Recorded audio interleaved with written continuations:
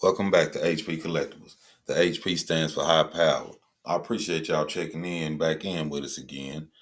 We're on part 7 of the diorama. It's the first project coming from High Power Collectibles. So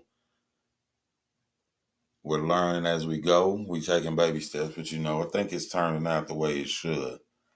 We cut out pieces, stuck them to the toothpick, did a little bit of spraying, a little bit of paint. The colors we're using, as you see, is a sand color, is what it's called. And we also use a deck a deck tan, which that gives a little bit of contrast in between the colors, because you don't want the whole thing brown, the whole thing one solid color. So that's the deck tan, and it does help as you'll see as we go through the video. So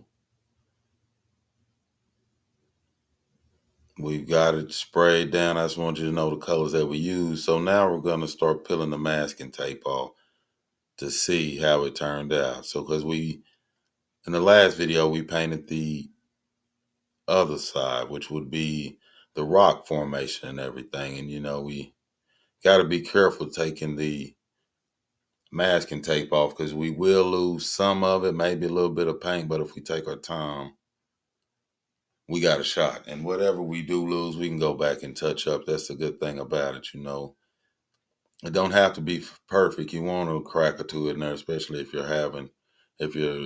your rocks is what you have as your background. So I think it turned out okay. It's a little bit of work getting the masking tape off without tearing it up. But like I said, if you do have a couple of spots or something, you can go back and touch them up with the paint.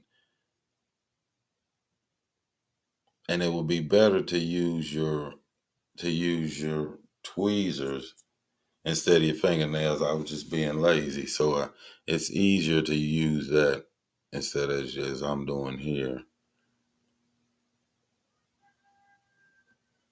The main thing that I found, you have to be willing to change if you need to, but don't get too far away from your vision because the vision that you had is the base of what you're doing. So you might change a color here, you might change a color there, but stick with your vision, at least see it through. And then if you don't like it, you can always start over. That's a good thing about the phone. It's real easy to work with. Just need a little bit of glue. Just need a good hobby knife, and you can make it work. Again, we're about done getting all the tape off of it and all the tape off the base. And you just got a big ball of brown tape.